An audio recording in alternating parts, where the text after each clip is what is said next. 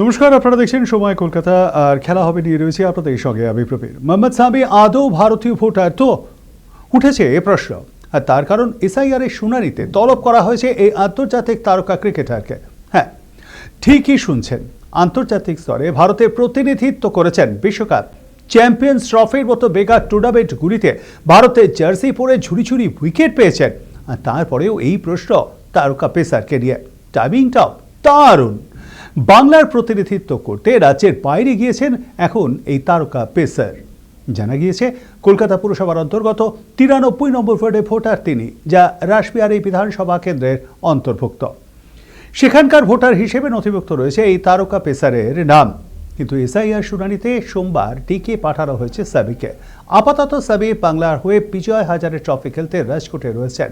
8ই জানুয়ারি পর্যন্ত দলের সঙ্গে রাজকোটেই তাকে থাকতে হবে। ফলে সোমবার শুনানিতে উপস্থিত থাকা তাঁর পক্ষে অসম্ভব। সাবির পরিবারের তরফ থেকে জানানো হয়েছে সোমবার শুনানিতে তিনি থাকতে পারবেন না। আগামী 9 থেকে 11ই জানুয়ারি পর্যন্ত তিনি সময় পাবেন শুনানিতে হাজিরা দেওয়ার জন্য। বিজয় হাজারে ট্রফি পরের রাউন্ডে উঠলে 12ই জানুয়ারি থেকে ফের দলের সঙ্গে যোগ দিতে হবে বলে জানা গিয়েছে।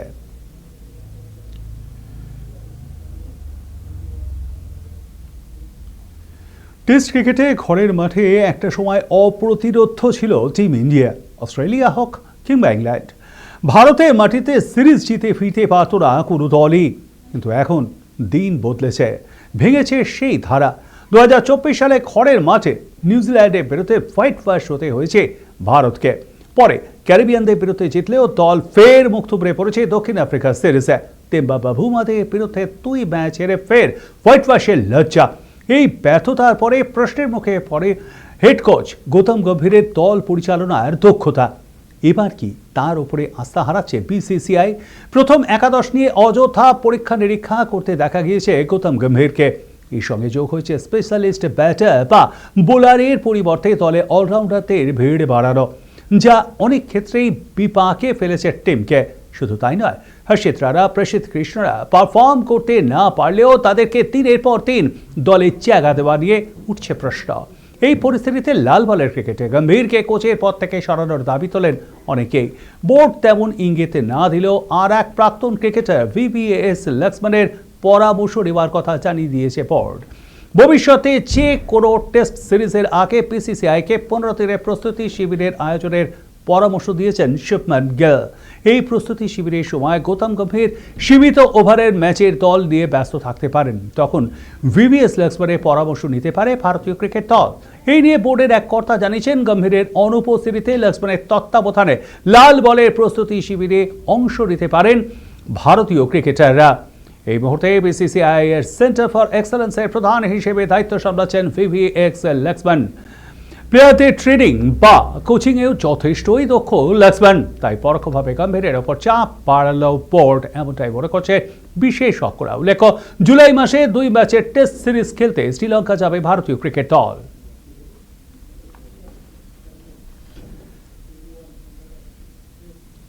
কোমা থেকে বাড়ি ফেরার পথে অস্ট্রেলিয়ার কিংবদন্তি ক্রিকেটার ডেমিন মার্টিন ব্যাট হাতে মাঠে নেমে যেমন বহুবার ম্যাচের মোড় ঘুরিয়ে দিয়েছেন, ঠিক তেমনই জীবন যুদ্ধেও ICU এর কোমা থেকে জয়ী হয়ে ফিরলেন মার্টিন। 2003 সালে দক্ষিণ আফ্রিকার জোহান্সবার্গে ওয়ান্ডার স্টেডিয়ামে ক্যাপ্টেন রিকি পন্টিংয়ের সঙ্গে জুটি বেঁধে করেছিলেন 234 রান, যা আজও বিশ্বকাপে এক অক্ষত রেকর্ড। পন্টিং 140 রানের ইনিংস খেলেও মার্টিন অপরাজিত থেকে যান 88 রানে। গত 27 ডিসেম্বর রাতের খাবার সেরে শুয়ে পড়েছিলেন তিনি। হঠাৎই অসুস্থ বোধ করায় তাকে নিয়ে যাওয়া হয় কুইন্সল্যান্ডের গোল্ড কোস্ট হসপিটালে। সেখানে পরীক্ষা করে দেখা যায় মেনিনজাইটিসে আক্রান্ত হয়েছেন মার্টিন। এরপরই কোমায় চলে যান তিনি।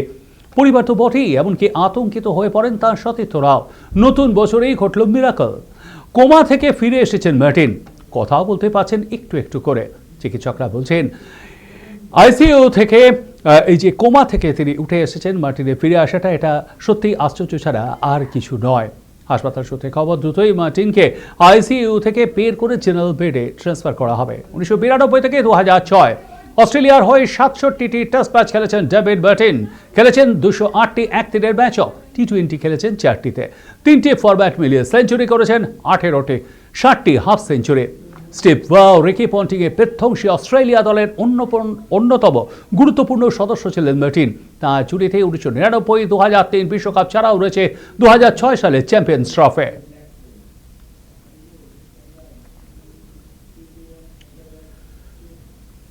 আইএল টি-20 ফাইনালে অভব্য আচরণের নজির করলেন পাকিস্তানের নাসিম। ওয়েস্ট ইন্ডিজের অলরাউন্ডার ক্যারেন পোলার্ডকে কটাক্ষ করে বিতর্ক তৈরি করলেন পাকিস্তানের পেসার নাসিম শাহ। রবিবার সংযুক্ত আরব আমিরশাহী দুবাইয়ে আইএল টি-20 ফাইনাল চলছিল। হঠাৎই পরিস্থিতি এমন জায়গায় চলে যায় যে তার সামাল দিতে দুই প্লেয়ারের সতীর্থদের পাশাপাশি ম্যাচের আম্পায়ারদেরও মাঠে নামাতে হয়। ম্যাচে ব্যাটিং করছিল এমআই এমিরেটস। ঠিক সেই সময় 11তম ওভারের শেষ বলে ব্যাট করছিলেন পোলার্ড।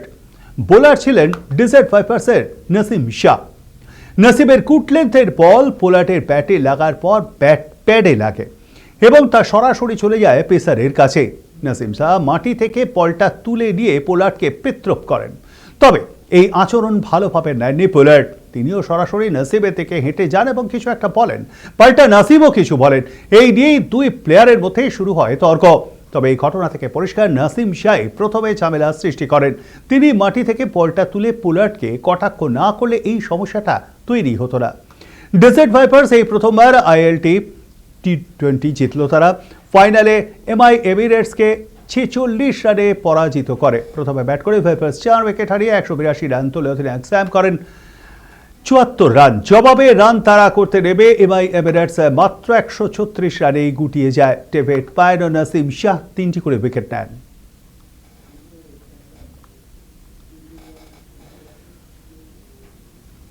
একটু অন্য ধরনের খেলার খবর। আমরা সাধারণত দাবা খেলা মানে বুঝি একটা টেবিলের দুই প্রান্তে দুজন খেলোয়াড় বসে রয়েছেন। টেবিলে রয়েছে দাবার বোর্ড আর মাঝে রয়েছে ঘড়ি। একজন অপরজনের চাল পড়ে তারপরে চাল দিচ্ছেন। এই ছবি দেখতে আমরা অভ্যস্ত, কিন্তু ভাবুন তো যদি এই পুরো খেলাটাই হয় জলের তলায় এবং একটা অভিনব উপায়। এখানে দাবা খেলতে হলে শুধুমাত্র বুদ্ধি নয়, প্রয়োজন দমেরও। হ্যাঁ, জলের তলায় গিয়ে দিতে হবে চাল, আর সেখানে রয়েছে দাবার বোর্ড। সুইমিং পুলেই সাধারণত হয় এই খেলাটি। দাবারুরা সাঁতারের পোশাক পরে নামেন। জলের 2 মিটার নিচে থাকে দাবার বোর্ড। তার উপরে সাজানো গুটি জলের ঢেউতে যাতে দাবার এই বোর্ড না নড়ে যায় তার জন্য খুঁটি এবং বোর্ডে লাগানো থাকে ম্যাগনেট। দুই দাবারু জলে নামেন, চাল দেওয়ার সময় ডুব দেন, কিন্তু এখানে রয়েছে কন্ডিশন। কোনো দাবারই কিন্তু অক্সিজেন সিলিন্ডার বা স্কুবার পোশাক ব্যবহার করতে পারবেন না। জলের ওপরে উঠে দম নিয়ে তাকে ডুব দিয়ে যেতে হয় বোর্ডের কাছে এবং যতক্ষণ রয়েছে দম ততক্ষণের মধ্যেই তাকে বিপক্ষকে চাল পড়ে, বিপক্ষ কি চাল দেবেন সেটা পড়ে তাকে চাল দিতে হয়। নেদারল্যান্ডসের গ্রেনিনজেনে সম্প্রতি আয়োজন করা হয়েছিল এমনই এক দাবা প্রতিযোগিতা, যার নাম ওয়ার্ল্ড ডাইভিং চেস চ্যাম্পিয়নশিপ। 2012 সালে American chess master Ethan Ilfeld এই খেলার প্রচলন করেন। 2013 সালে প্রথমবার ওয়ার্ল্ড চ্যাম্পিয়নশিপ খেলা হয়। প্রথমে লন্ডনে শুরু হলেও পরে এই টুর্নামেন্ট চলে আসে নেদারল্যান্ডসে। এবারে প্রতিযোগিতায় মোট 40 জন অংশগ্রহণ করেছিলেন। চ্যাম্পিয়ন হন নেদারল্যান্ডসের দাবারু জায়ান কোলেন। মহিলাদের বিভাগে চ্যাম্পিয়ন হন 17 বছর বয়সী জাসমিন ডেবেন।